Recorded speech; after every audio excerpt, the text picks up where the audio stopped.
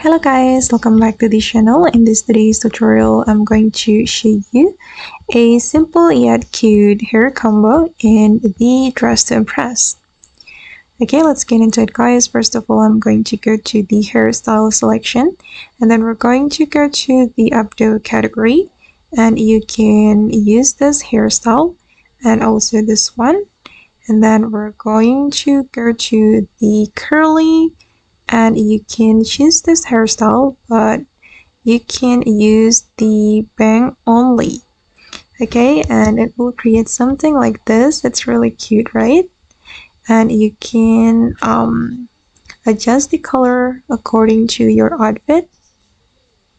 Okay, and this is the final result. As you can see guys, that it's really cute but simple. It's easy to make, only using 3 hairstyles.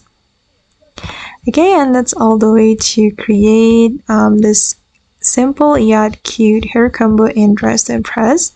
I hope this video will be useful for you. Thank you so much for watching and bye!